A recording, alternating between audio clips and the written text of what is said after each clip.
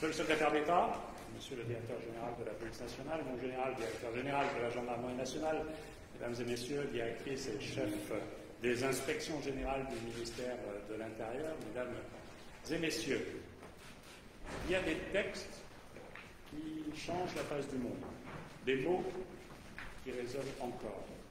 Je pense aux premières phrases de la Déclaration des droits de l'homme et du citoyen. Je pense aux rêves de Martin Luther King. Il y a des images aussi, des scènes qui marquent et révoltent au plus profond de nous. Ces images qui touchent à l'honneur même de notre humanité. 8 minutes 46 secondes. C'est la durée pendant laquelle George Floyd est resté à terre, le genou d'un policier contre son cou.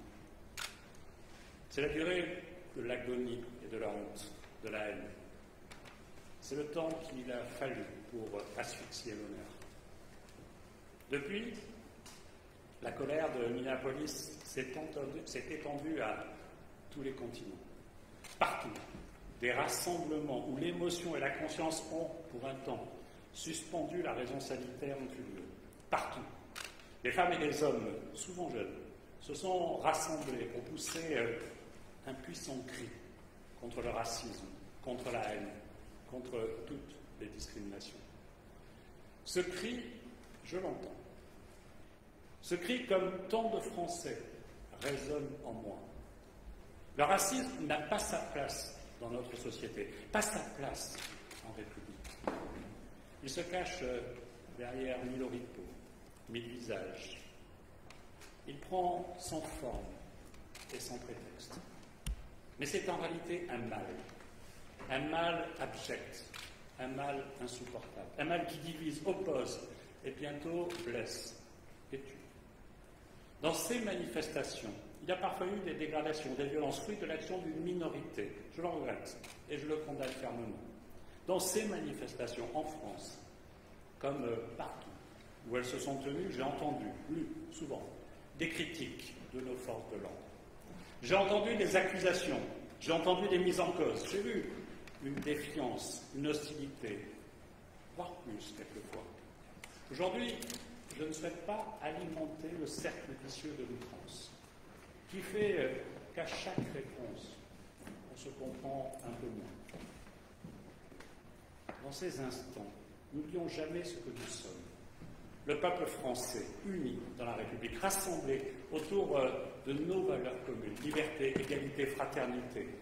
Le peuple français, protégé par les forces de l'ordre, qui assurent au quotidien sa sécurité, sa sérénité. Car au moment où tous les raccourcis sont possibles, au moment où tous les anathèmes sont jetés, j'aimerais que chacun se rappelle que la France, ce n'est pas les États-Unis. Se rappelle que policiers et gendarmes interviennent pour chacun de nos appels, qu'ils sont là, sans cesse, présents face au terrorisme, face au crime, face au trafic, face aux violences, face au racisme aussi. Alors oui, avec Laurent Nunez, nous ne cesserons de défendre l'honneur des forces de l'ordre. Nous ne cesserons de les défendre face aux coups et aux insultes, face aux amalgames et aux slogans orduriers. Non, je n'accepterai jamais les accusations permanentes d'une partie bien minoritaire mais hurlante de la population. Non, crier « suicidez-vous » où tout le monde déteste la police, ce ne sont pas des appels au calme, au respect, à la concorde nationale. Policiers et gendarmes sont les gardiens de notre République. Ils sont les garants de notre sécurité du quotidien. Il n'y a pas d'institution raciste ou de violence ciblée. Il n'y a qu'une police républicaine au reflet de la société. Car oui, notre police et notre gendarmerie sont à l'image de la France, ni plus, ni moins. Plus que dans de nombreuses administrations, on trouve en son sein toutes les origines, tous les parcours, toutes les opinions, toutes les lois, toutes les foi. On y trouve aussi, hélas, certains des mots qui nous rongent. Le racisme, l'antisémitisme, l'homophobie. Ces mots-là ne sont pas une opinion, ils sont un délit. Cela vaut pour tous, mais parce qu'ils sont les gardiens de notre République. J'ai pour nos forces de l'ordre une exigence particulière et une intransigeance plus forte encore. Alors, je le dis avec fermeté, encore une fois, le racisme n'a pas sa place dans notre société et encore moins dans notre police républicaine. Il ne suffit pas de le condamner, il faut le traquer, le combattre de toutes nos forces. Il ne suffit pas d'exiger l'exemplarité, il faut s'en donner les moyens, plus encore. Il y a quelques mois, le président de la République m'a demandé d'engager des réflexions et des changements concernant la déontologie et le devoir d'exemplarité. Comportement, interpellation, méthode, tous les domaines ont pu être examinés et nous sommes en mesure de prendre des décisions fortes dans la lignée de ce que nous mettons en place depuis le début du mandat. Des décisions fortes car je ne laisserai pas les agissements odieux de certains jeter l'opprobre sur toute une institution. Porter l'uniforme de policier ou de gendarme, c'est un honneur et chacun doit s'en montrer digne. Ces dernières semaines, trop ont failli dans leur devoir républicain. Des propos racistes ont été proférés, des discriminations révélées. C'est inacceptable. Alors nous avons agi en conséquence, systématiquement, sans tarder. À Rouen, 6 policiers rivalisaient de remarques racistes sur un de leurs collègues. Dès que nous avons eu connaissance des faits, en janvier, une procédure disciplinaire a été engagée, une enquête pénale lancée. Les choses avancent et les auteurs seront bientôt entendus en conseil de discipline. À l'île Saint-Denis, les policiers qui avaient tenu des propos odieux ont été suspendus immédiatement. Enfin, vendredi, j'ai décidé de signaler au procureur de la République les propos racistes et sexistes infects tenus par un groupe, dans un groupe Facebook, au sein duquel il y aurait des policiers et des gendarmes. Cela continuera. Je veux une tolérance zéro contre le racisme dans notre République. Je veux que chacun sache que quand on porte l'uniforme bleu de la loi, on ne se situe jamais au-dessus d'elle. On se doit, au contraire, plus encore que d'autres, d'être exemplaire. Alors, je veux une tolérance zéro contre le racisme chez les forces de l'ordre. Nous avons beaucoup agi en ce sens ces derniers temps. Nous nous sommes engagés dès le début du mandat et nous avons permis que chaque policier, chaque gendarme, sans exception, reçoive une formation à la lutte contre le racisme, l'antisémitisme et les discriminations au cours de ces années d'école. Nous avons renforcé notre arsenal pénal contre la haine, notamment contre les propos tenus sur Internet. Nous avons renforcé notre réponse à toutes les atteintes racistes et antisémites en expérimentant des réseaux d'enquêteurs spécialisés et en installant des référents dans chaque brigade, dans chaque commissariat. Est-ce assez ? Ma réponse est claire, jamais.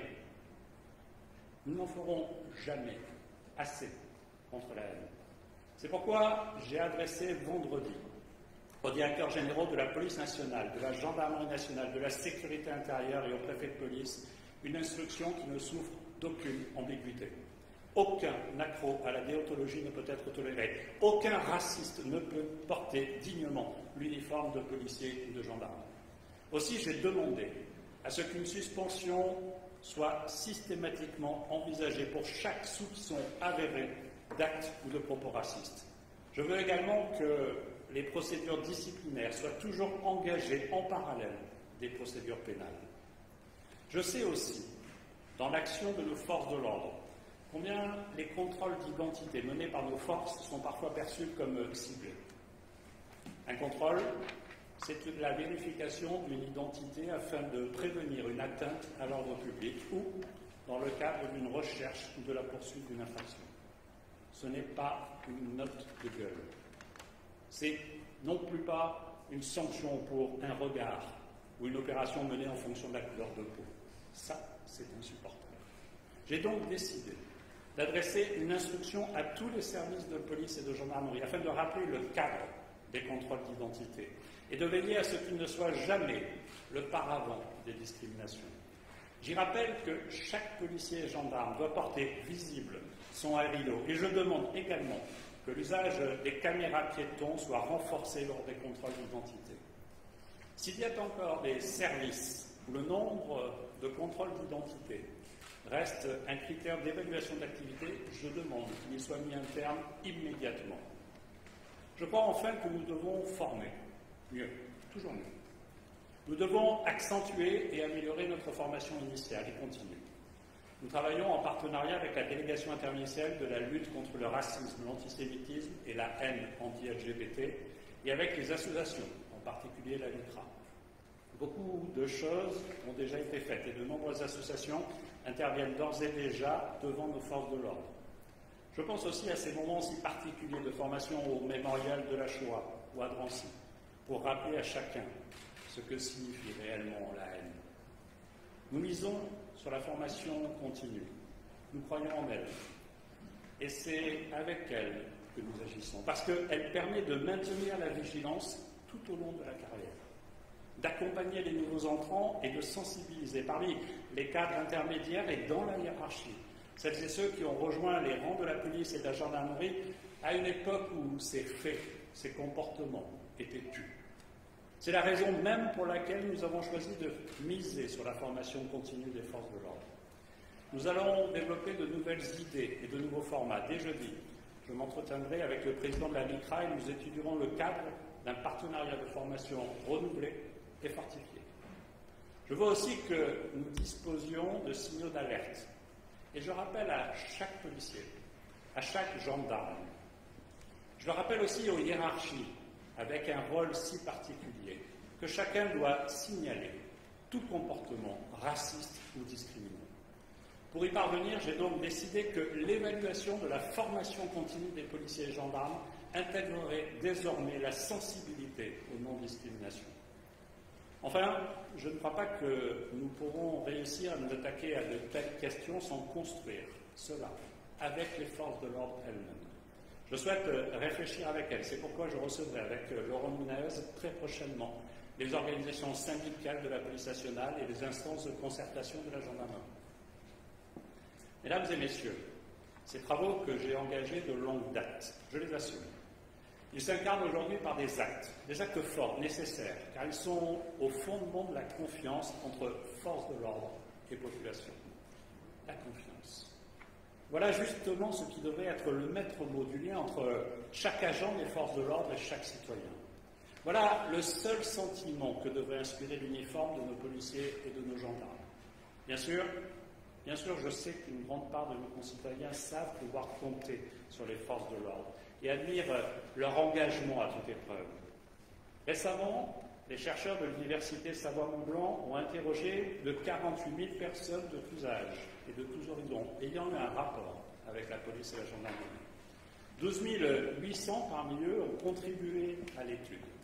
Les chercheurs avaient d'ailleurs décidé d'interroger tout particulièrement les habitants des QRR, des quartiers de reconquête républicaine.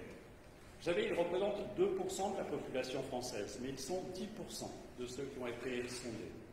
Au total, les résultats sont clairs. 85% des personnes interrogées ont une image positive des forces de l'ordre et 80% estiment que les policiers et gendarmes ont un comportement professionnel lors de leurs interventions. Ces résultats, je pourrais m'en vanter. Je pourrais utiliser la reconnaissance et l'estime d'une grande majorité pour éclipser le malaise qui existe d'une part de nos concitoyens.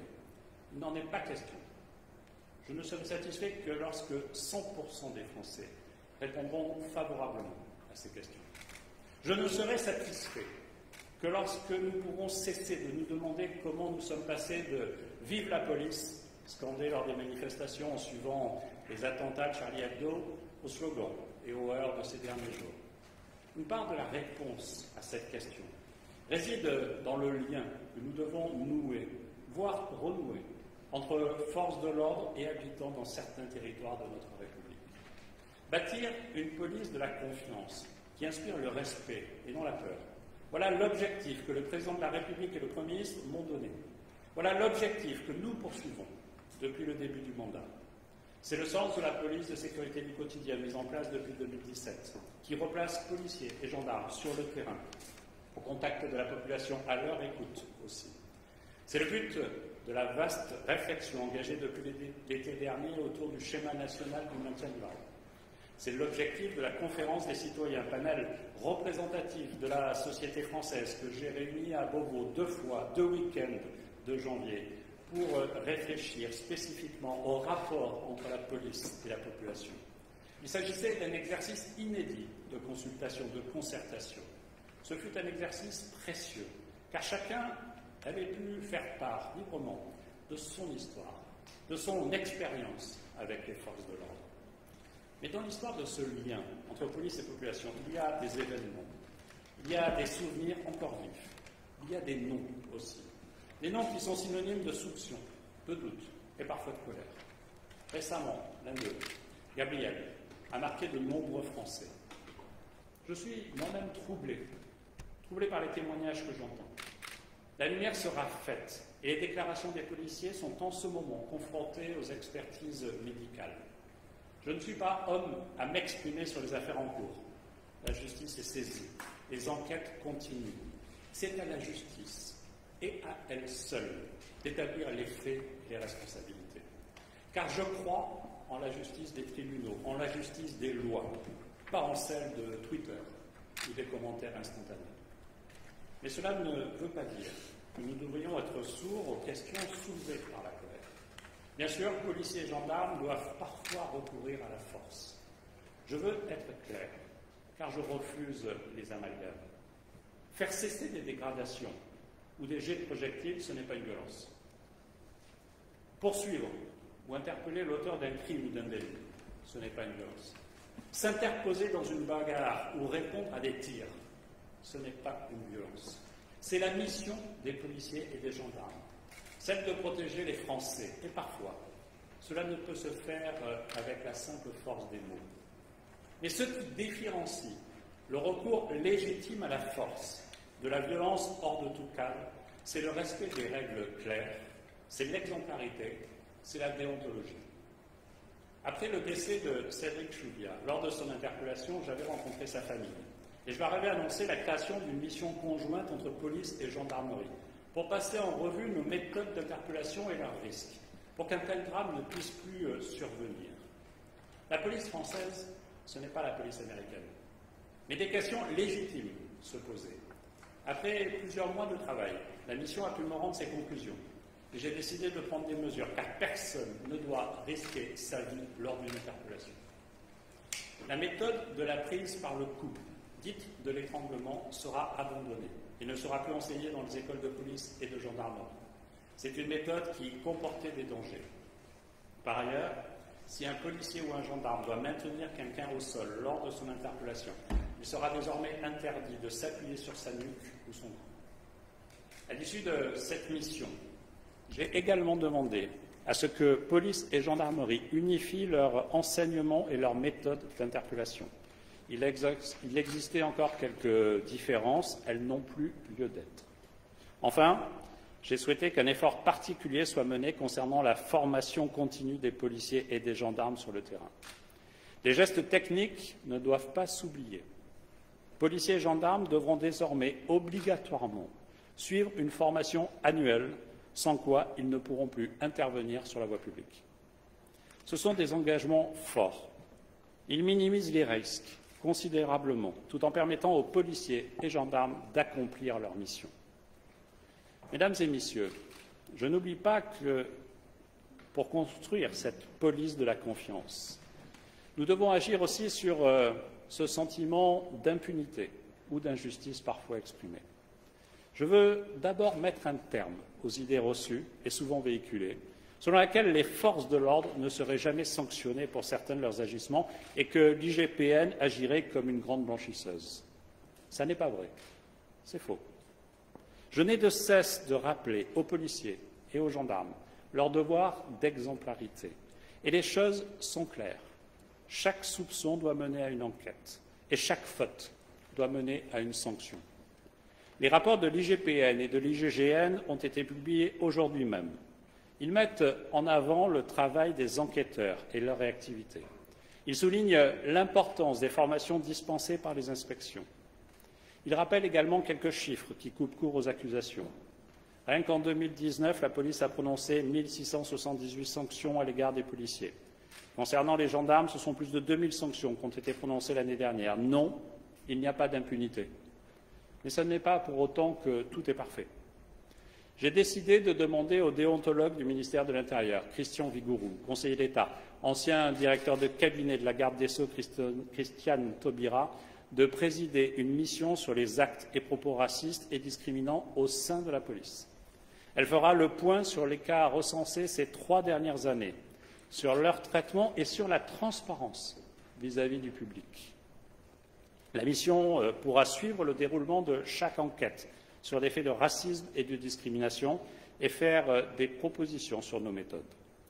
Il n'est pas question que cette enquête, d'ailleurs, se résume à une conversation interne au sein du ministère de l'Intérieur. Je souhaite donc qu'elle soit ouverte à des personnalités de la société civile.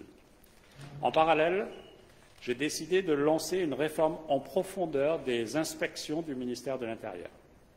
Il y a aujourd'hui plusieurs inspections. L'IGPN, l'IGGN sont les plus connues. Et au-dessus d'elles se trouve l'Inspection générale de l'administration. La réforme que nous engageons des inspections devra permettre plus de cohérence, plus de collégialité entre ces inspections et surtout plus d'indépendance dans leur action vis-à-vis des services. Je souhaite plus d'indépendance encore. Cette réforme permettra à l'Inspection générale de l'administration de piloter les enquêtes administratives les plus difficiles et les plus complexes concernant les forces de police et de gendarmerie. Je veux dire aussi que je crois que la confiance se construit dans les deux sens. Nous ne pouvons ignorer les insultes et les coups dont sont victimes aussi policiers et gendarmes.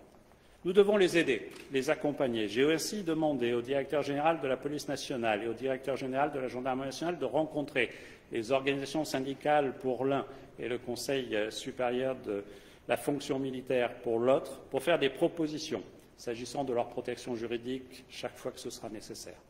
Enfin, et c'est le dernier point que je voulais évoquer devant vous, pour bâtir la police de la confiance, nous avons besoin de chacun de nos concitoyens. Dans quelques semaines, je serai en mesure, avec Laurent Nunez, de faire état des grandes évolutions à venir de notre sécurité. Le livre blanc de la sécurité intérieure et le schéma national du maintien de l'ordre sont 2 moments structurants pour la sécurité de demain. Nous ne ferons pas la police du XXIe siècle, la police de la confiance, sans les citoyens.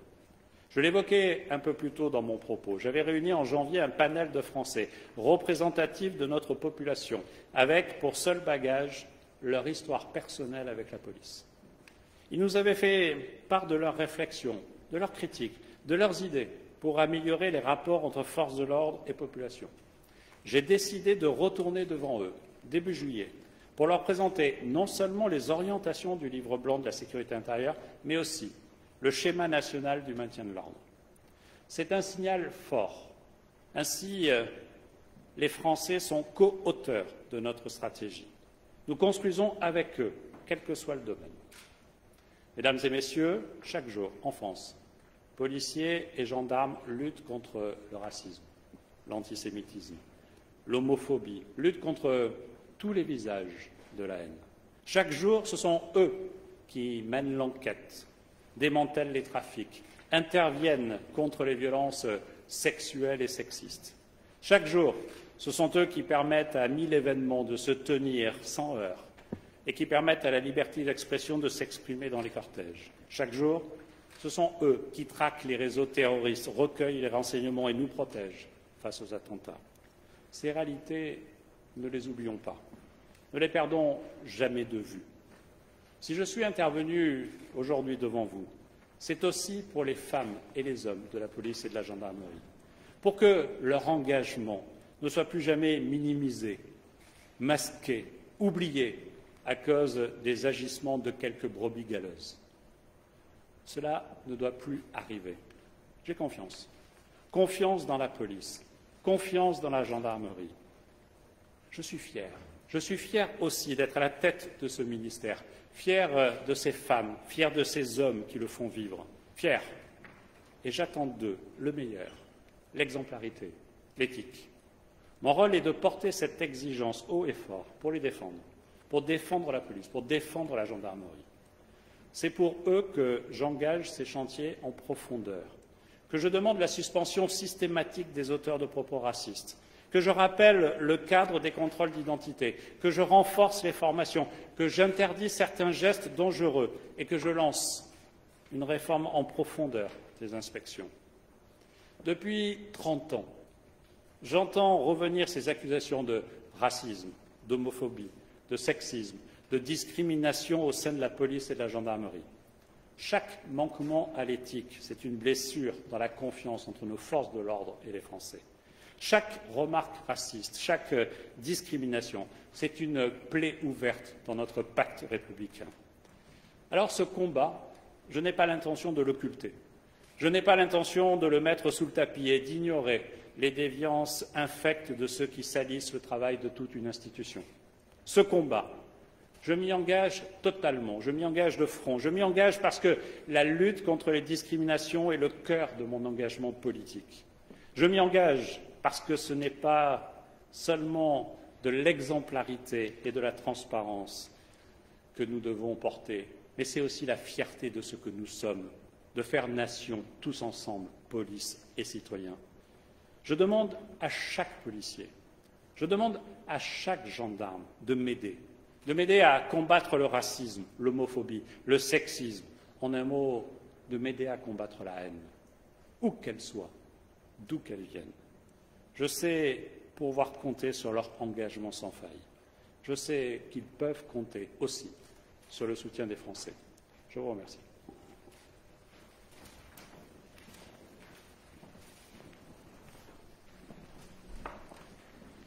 Bonjour.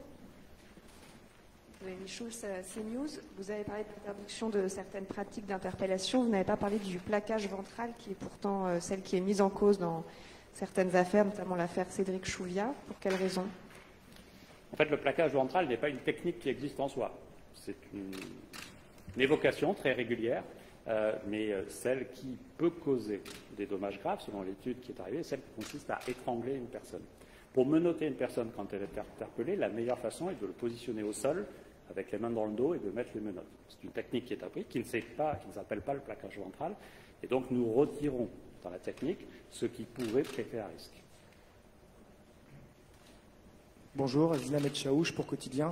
Question sur l'IGPN, institution souvent régulièrement critiquée pour une raison simple, ce sont des fonctionnaires de police qui enquêtent sur leurs propres collègues. Ne faudrait-il pas réformer totalement cette institution, en clair, entre guillemets, comment mieux fliquer les mauvais flics? Plutôt que d'imaginer que des gens qui ne sont pas formés à faire des enquêtes de policiers, qui sont les policiers, fassent des enquêtes de policiers, j'ai fait le choix justement de réorganiser l'ensemble et d'avoir la possibilité, dans certaines affaires, qu'elles soient évoquées par le chef de l'inspection générale de l'administration ou le ministre de l'Intérieur. L'inspection générale de l'administration, dont je souhaite aussi qu'elle soit plus représentative de la société dans les nominations à venir, qui permettent justement d'apporter de ce regard. Mais je rappelle que les enquêtes dont vous faites état ne sont pas pilotées, décidées, confiées par des policiers sur des policiers. Elles sont placées sous l'autorité de la justice, d'un procureur, qui utilise des gens qui sont spécialisés pour faire des enquêtes, pour faire ces enquêtes. Enfin, j'entends les critiques.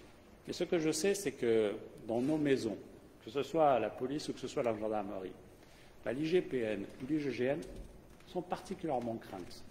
Parce qu'on sait très bien que quand un dossier est mené par des femmes et des hommes qui connaissent l'institution, qui connaissent les services et qui peuvent appréhender les déviances, la préparation des sanctions est généralement beaucoup plus sévère.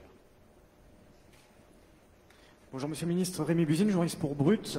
Depuis votre prise de fonction, vous avez à de nombreuses reprises récusé le terme de violence policière. Idem pour le Président de la République qui était encore en déplacement en janvier dernier à Angoulême, qui avait récusé ce terme. Il l'utilisait pourtant durant sa campagne présidentielle. Une question très simple, est-ce que les violences policières existent en France, oui ou non? Écoutez, je vais répondre pour la 100e fois. Pourquoi tous les gens qui connaissent l'institution et qui ne sont pas des commentateurs refusent l'amalgame? C'est parce que vous liez un fait, des violences, à l'ensemble d'une institution. Il y a des journalistes qui peuvent avoir des mots racistes. Ça m'arrive d'en entendre. Et je ne pense pas que les journalistes soient racistes. Et je ne lirai jamais les deux. Et donc, il y a des violences inacceptables, qui doivent faire l'objet d'une enquête, et si les faits sont avérés, de sanctions, allant même jusqu'à la révocation. Et nous en faisons. Mais par contre, je refuse l'amalgame global qui consiste à penser qu'une profession entière, celle de policier, celle de gendarme, porterait l'infamie de ces violences illégitimes. Bonjour, Sophie Nemaillard, France Télé. J'ai deux questions. Sur le Rio, il y a des associations qui dénoncent le fait que certains policiers ne portent pas leur numéro Rio. Comment vous voulez faire en sorte que tous les policiers le portent? Comment le faire appliquer? Et autre question sur les caméras piétons. Les syndicats de police dénoncent le fait que ces caméras ne fonctionnent que pendant 2 heures. Donc comment vous allez pouvoir améliorer ce système? D'abord, la technique des caméras piétons tend à évoluer. Actuellement, on teste des process différents, notamment dans la gendarmerie, avec des modèles différents. Et donc, les acquisitions porteront sur des matériaux et des matériels qui auront des capacités techniques plus adaptées à la situation. Ensuite, il n'est pas nécessaire de l'allumer tout le temps. Vous l'allumez au moment du contact, au moment d'un contrôle, par exemple. Et je voudrais témoigner de ce que j'entends très régulièrement avec les femmes et les hommes qui les portent.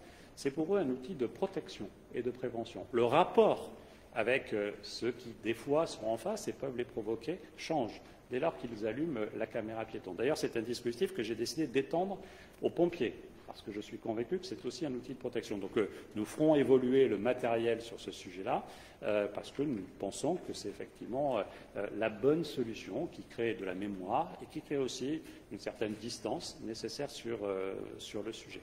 Donc je pense que ça va dans le bon sens. Et j'ai oublié la première partie de votre question. Oui, pardon. Et sur le Rio, je rappelle l'obligation, et donc nous ferons des contrôles sur ce sujet-là.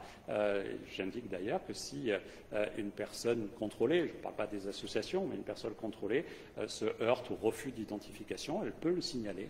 Les plateformes de l'IGPN, de l'IGN servent aussi à cela. Donc je le rappelle fermement, et je le ferai par instruction dans les jours qui viennent. Le port du numéro Rio est obligatoire et nous le contrôlerons. Bonjour Monsieur le Ministre, Boris Karlamov pour l'agence A2PRL. Pour lutter contre les contrôles au faciès, Jacques Toubon, le défenseur des droits, préconise une nouvelle fois encore un contrôle, une traçabilité des contrôles d'identité. Est-ce que c'est une piste de travail qui vous intéresse aujourd'hui ? D'abord, nous étudierons avec attention le rapport du défenseur des droits, qui ne nous a pas été communiqué pour l'instant, mais j'ai vu que la presse avait pu en prendre connaissance. Et je suis prêt à retenir beaucoup des préconisations qui sont faites et nos échanges réguliers avec le défenseur des droits, que je salue, vu qu'il cesse ses fonctions dans quelques mois, quelques semaines même, a toujours permis d'avancer sur ces sujets. Mais au moment où il y a eu cette discussion sur la traçabilité, j'ai le souvenir des réserves évoquées par la CNIL. Parce que toute la difficulté de la traçabilité, c'est-à-dire que vous faites un fichier. Vous faites un fichier de toutes les personnes contrôlées, de l'endroit où vous les avez contrôlées. Ça a appelé quelques réserves. Et donc il faut évidemment prendre cela en compte. Toutes les personnes, à l'inverse, qui s'estiment victimes de discrimination peuvent signaler ces faits. Je souhaite que ce soit fait. Mais surtout, j'ai pris un certain nombre de mesures que je viens d'annoncer, que le défenseur des droits n'avait pas forcément en tête, mais qui correspondent aussi aux échanges de qualité que j'ai pu avoir à certains moments avec lui. Mathieu Mollard, journaliste à Street Press. Sur la question des violences policières, mais aussi du racisme dans la police, vous parlez de quelques brebis galeuses. Est-ce que pour renouer la confiance entre certains citoyens qui n'ont plus confiance dans les forces de l'ordre, et je pense aux gens qui manifestaient il y a quelques jours, et les policiers, il ne faut pas nommer les choses? Et est-ce qu'il n'y a pas aujourd'hui un véritable problème de racisme dans la police, comme le montrent ces groupes Facebook qui réunissent des milliers de fonctionnaires et pas quelques cas isolés? Alors d'abord, vous avez pu remarquer que dès le premier signalement d'une boucle, j'ai souhaité une enquête précise pour savoir qui était responsable de ces boucles. Sont-ils policiers? Sont-ils gendarmes? Je n'en sais rien. Et d'ailleurs, je crois que vous non plus. Et ensuite, quelle est la constitution de ce groupe? Sont-ils 8000 policiers, comme vous l'affirmez? Je n'en sais rien. Et je ne sais pas si vous avez, vous, la capacité de l'établir. Moi, je ne l'ai pas. Je pense que la justice pourra l'établir. Et à l'intérieur de ces boucles, ce que j'ai vu, notamment de ce que vous avez publié, et je vous remercie de l'avoir publié, parce que vous avez attiré notre attention pour saisir la justice, et donc c'est particulièrement utile. À l'intérieur de ces boucles, j'ai vu des propos qui sont totalement scandaleux. Je n'ai pas eu 8000 personnes contribuer à ces propos, notamment dans l'article de presse que j'ai lu. Et ces propos-là sont scandaleux et leurs auteurs doivent être sanctionnés. Et je fais confiance à la justice pour sanctionner cela. Après, je vais vous dire les choses clairement. Je refuse de dire que l'institution est raciste. Mais oui, il y a des policiers racistes. Jean-Michel Descugis du Parisien, j'ai deux questions. La première, c'est pourquoi ne pas généraliser le port de la caméra comme ça a pu être fait à Londres, par exemple, sur les policiers. Et la deuxième, c'est pendant toute la gestion de la crise des Gilets jaunes, aucun policier n'a été révoqué. Est-ce que vous allez changer de stratégie?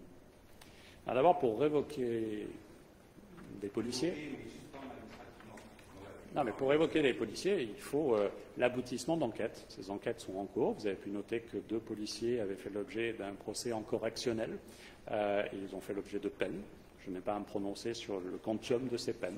Vous avez pu voir il y a quelques semaines une opération illégale conduite par plusieurs CRS à Marseille, qui, après un contrôle d'identité sur un migrant, ont pris ce migrant en charge, l'ont emporté de force, ça n'était pas son souhait, à l'extérieur d'une autre commune des Bouches-du-Rhône, ont cassé son téléphone et ont fait un faux rapport. L'un d'eux a eu 40 mois d'emprisonnement ferme. C'est la condamnation à laquelle ils feront l'objet. Et donc, évidemment, ce policier n'est plus en fonction et les procédures parallèles de révocation seront mises en œuvre. Et nous le ferons de façon systématique. Sur la première partie de votre question, vous avez dit, par exemple, le Royaume-Uni. Vous avez raison de dire par exemple parce qu'en gros, en Europe, il n'y a que le Royaume-Uni. Et puis, il y a les États-Unis aussi. Je ne suis pas sûr que vous n'ayez pas cité les États-Unis par hasard. Peut-être pensez-vous que ce n'est pas le modèle de référence au moment présent. Et pourtant, ils ont les caméras piétons. Ce qui veut dire que la comparaison internationale n'est pas toujours la bonne. Mais je suis favorable, Laurent Nunez et moi, nous sommes favorables à l'extension significative. Et donc, je ne vais pas dire demain pour tous, parce que je ne suis pas techniquement en mesure de le garantir, mais l'extension significative pour que tout agent qui est dans la rue et qui peut faire du contrôle puisse en être équipé. Bonjour Monsieur le Ministre, Stéphane Père, France Info. Si vous abandonnez la clé d'étranglement avec l'appui sur la nuque, le cou, les points de compression sur la nuque et le cou, est-ce que vous établissez de fait un lien de causalité entre la mort des individus par le passé qui sont décédés dans le cas d'interpellation avec ces techniques d'intervention? Les seuls liens que j'établis dans une affaire qui fait l'objet d'une instruction judiciaire ou d'une décision judiciaire, c'est de répéter ce que les magistrats disent. Ce n'est pas d'interpréter tel ou tel élément, tel ou tel commentaire ou tel article. Donc je ne fais aucun lien. Je fais confiance dans la justice pour établir ces liens de façon systématique. Par contre, l'étude technique qu'ont menée le DGPN, le DGGN et leurs services ont montré qu'on avait un risque sur ce sujet-là. Et donc, vous savez, l'interpellation est toujours en soi avec une part de risque. Le mot « arrêtez-vous » ne suffit pas, hélas, bien souvent.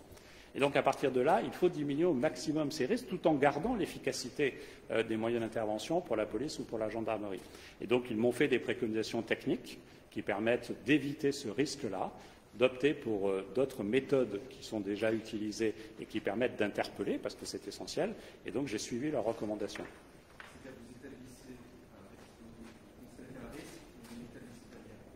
Non, parce que vous avez en tête une affaire en particulier et vous... Oui, mais parce que vous pensez que vous pouvez définir la façon dont l'interpellation a eu lieu. Moi, la seule façon dont je procède à la définition, c'est d'écouter les magistrats qui instruisent. Je ne suis pas sur les lieux, je n'ai pas d'enquête judiciaire dans mon bureau sur les événements auxquels vous pensez, et seul le magistrat est la bonne personne pour déterminer les causes. Ce n'est pas ni votre commentaire ni le mien, c'est ça que je veux dire. Et je ne mets pas en cause votre commentaire, mais je me garde du mien. Asdila Metchaouch pour Quotidien. Êtes-vous favorable aux statistiques ethniques ou liées aux origines ou à la couleur de peau qui, selon certaines personnes, permettraient, par exemple, d'évaluer les délits au faciès ou autres discriminations? Vous avez raison, elles permettraient d'évaluer certains abus, mais elles pourraient en générer beaucoup d'autres. Soyons très prudents sur ce sujet. Je pense que notre pays a toujours refusé de mettre en place des quotas, des contingents, des approches ethniques, parce que notre pays, ce n'est pas un cumul d'ethnies, d'origine. Notre pays, c'est la France, dans sa diversité. Bonjour Monsieur le Ministre, Alexandra Gonzalez, BFM TV. Vous avez indiqué qu'une suspension systématique doit être envisagée en cas de soupçon de racisme. Pourquoi ne demandez-vous pas la même chose en cas de soupçon de violence, par exemple lorsqu'une personne décède lors d'une interpellation et qu'une enquête judiciaire est ouverte? Je le fais de façon systématique dès que j'ai un élément qui permet de cela. Vous avez remarqué que dans mon propos, j'ai parlé de racisme avéré. Parce qu'évidemment, il faut un élément de preuve. Donc si on a un échange, une communication, ça a été le cas sur Rouen, on a les éléments qui permettent de cela. Dans d'autres affaires, je n'ai pas besoin d'attendre la fin de la procédure judiciaire. Dans les rapports qui existent entre nos institutions, un procureur de la République peut parfaitement m'informer que, alors qu'il n'a pas clos sa partie de travail, il y a des éléments qui permettent de penser qu'il y a une faute lourde. Si c'est le cas, je suis favorable à suspendre immédiatement. Mais il me faut des éléments. Et par exemple, dans la mort de Cédric Chouviat, est-ce que vous avez des éléments qui vont dans ce sens, puisqu'il n'y a pas eu de suspension pour l'instant? Le procureur, avec lequel j'ai eu un échange au début de cette procédure, pour lui dire, vous m'indiquez s'il y a le moindre élément, le procureur ne m'a pas, au moment présent, communiqué d'éléments qui mettent en cause spécifiquement les agents. Ça ne veut pas dire qu'il n'y a pas eu de faute. Je veux que les choses soient claires. Mais comme responsable, ce n'est pas la vindicte, ce n'est pas le commentaire, ce n'est pas Twitter qui doit conduire une décision, c'est celle d'éléments factuels. Les éléments factuels, j'en laisse l'appréciation à ceux qui ont la capacité d'analyse technique, visuelle, des vidéos, etc. Et donc le procureur en l'espèce. Sur les soupçons de racisme, vous demandez donc qu'une suspension systématique soit envisagée. C'est nouveau, ce n'était pas le cas jusqu'à présent? Non, il y avait des fois des enquêtes qui étaient lancées. Quand elles étaient lancées, il pouvait y avoir dans certains services quelqu'un qui n'osait pas dire, par exemple, qu'il était témoin de faits. Tout ça empêchait cette doctrine que je présente aujourd'hui. Bonjour, Nicolas Chapuis pour le journal Le Monde. D'abord, un prolongement de la question de ma consoeur sur la question du plaquage ventral.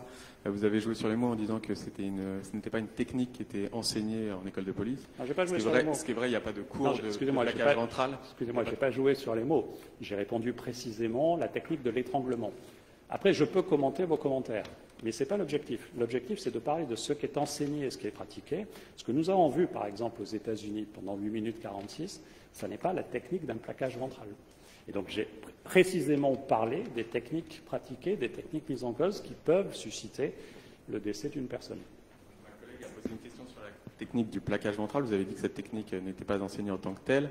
Il n'y a pas un cours de plaquage ventral dans la police, mais il y a un certain nombre de techniques qui sont employées qui aboutissent à un plaquage ventral, au fait qu'une personne se retrouve au sol sur le ventre. Preuve en est qu'il y a même une note de la DGPN qui explique que quand il y a plaquage ventral, il ne doit pas y avoir une pression sur le dos et la personne doit rester le moins de temps possible dans cette position. Preuve que cette technique existe. Elle a été interdite dans certains États aux États-Unis. Donc pourquoi, je reprends la question de la consoeur, pourquoi est-ce que vous interdisez l'étranglement? Pourquoi est-ce que vous n'allez pas jusqu'au plaquage ventral, qui est par exemple la question dans le dossier Adama Traoré? Ça, c'est ma première question.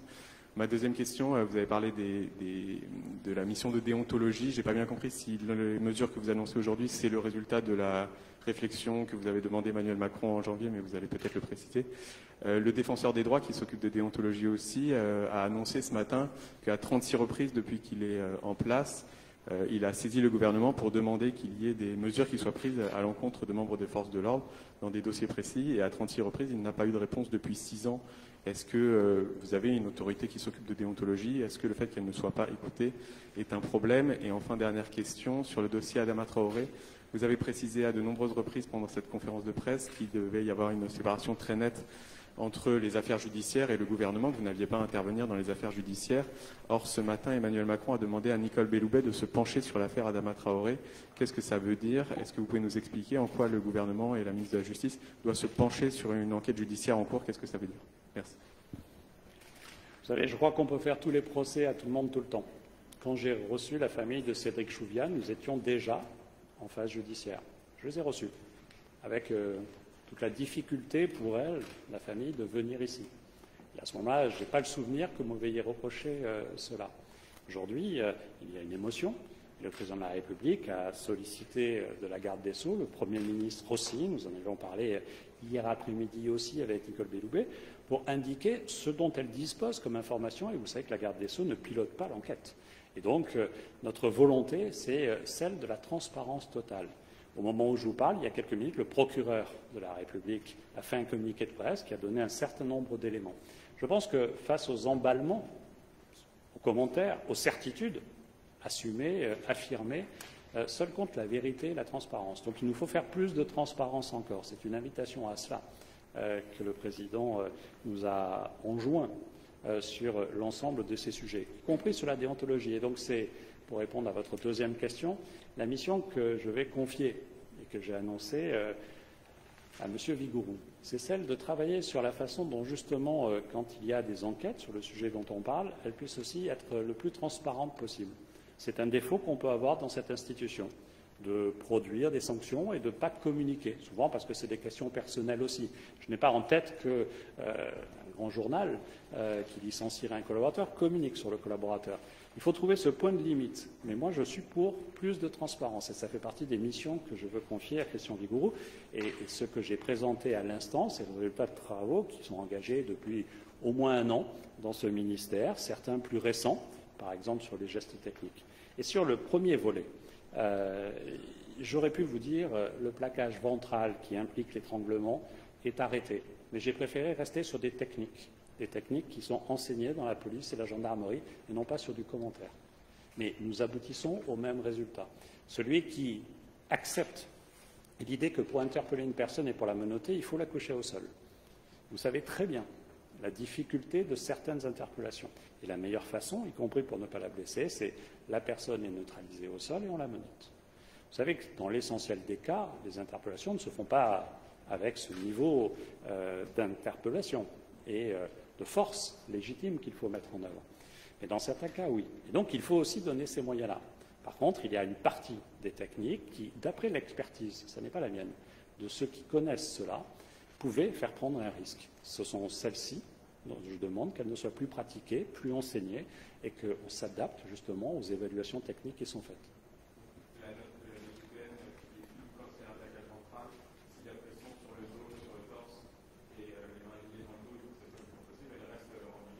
Ah, mais le principe de, quand vous interpellez une personne au sol et qu'elle doit rester le moins longtemps possible, reste évidemment en vigueur. Bonjour, Sylvie Corbet, agence Associated Press. Vous avez dit, je cite, la police française, ce n'est pas la police américaine. J'exclus le niveau de violence lié au port d'armes, qui évidemment est très différent. Mais pour le reste, est-ce que vous ne voyez pas quand même certaines similarités dans les types de discrimination qui sont dénoncés aux États-Unis? Non, vous... vous me posez une question, je réponds. Non, mais justement, c'est la question. En quoi est-ce si différent? Et je relance la question de mon confrère tout à l'heure sur les statistiques ethniques et raciales, effectivement, aux États-Unis qui existent et qui permettent de pointer du doigt de manière très précise certains phénomènes. Est-ce qu'il n'y a pas une réflexion quand même à mener sur les statistiques, sur la manière de recenser les faits, de façon, en France, à cerner plus précisément ces questions? Alors j'espère que vous ne m'avez pas senti fermé sur le sujet. J'ai plutôt tenté de me montrer plutôt offensif sur le sujet. J'espère que vous m'accordez cela. Et donc s'il y a des outils qui sont nécessaires et qui apparaissent comme nécessaires, mais qui n'aboutissent pas à un fichier ethnique, évidemment, j'y serai favorable. Et nous pourrons y travailler si ça relève de la loi avec les parlementaires et si c'est du réglementaire directement au sein du ministère de l'Intérieur. Je crois qu'il ne faut rien exclure. Rien. Tout ce qui permet d'améliorer le combat contre ces formes de haine, parce que je veux avoir un propos plus global encore, doit être utilisé. Et donc je n'exclus rien, je ne nous empêche de rien. Et je l'ai dit dans mon propos liminaire, je pense que depuis de très nombreuses années, ce procès est fait à la police et qu'il a été très souvent évacué. Je ne l'évacue pas. Petite dernière question. Oui, Grégory Danel de l'agence France Presse. Vous avez annoncé élargir et renforcer les pouvoirs d'enquête de l'IGA, mais pourquoi ne pas créer une structure d'inspection et de contrôle en dehors du giron du ministère de l'Intérieur pour garantir une vraie indépendance par rapport aux forces de l'ordre au ministère de l'Intérieur? Elles existent, ces structures. Le défenseur des droits, dont on a parlé à plusieurs reprises, en est une. La justice, dans sa globalité, en est une. Pour ce qui relève de nos activités réglementaires, le Conseil d'État. Pour ce qui pourrait relever de textes de loi que nous pourrions porter, le Conseil constitutionnel. Je crois que notre pays a su doter des autorités de contrôle de pouvoirs sérieux. Parlementaire, j'y ai contribué, et ministre, je l'exécute de bonne grâce, parce que je pense que nous avons aujourd'hui un équilibre du contrôle qui est absolument nécessaire. Une société régulée implique le contrôle. Mais ce que je voudrais vous dire, pour terminer mon propos, c'est que ne négligez pas qu'il y a pas beaucoup de professions, comme celle de policiers, comme celle de gendarmes, qui sont autant contrôlées, autant sanctionnées. Et ce n'est pas pour dire circuler, il n'y a rien à voir que je vous dis cela. C'est parce que je pense que l'exemplarité, l'éthique, la déontologie doivent être placées au-dessus de tout quand on porte un uniforme. La police est républicaine. Elle est républicaine parce qu'elle a cette exigence-là. Et c'est pour cela que dans les propositions que j'ai évoquées, dans les actions que je vous ai annoncées, il y a cette volonté déterminée, exigeante, intraitable, de lutter systématiquement contre toutes les fautes, qu'elles soient petites ou grandes, mais qui alimentent le torrent de la haine. Je vous remercie.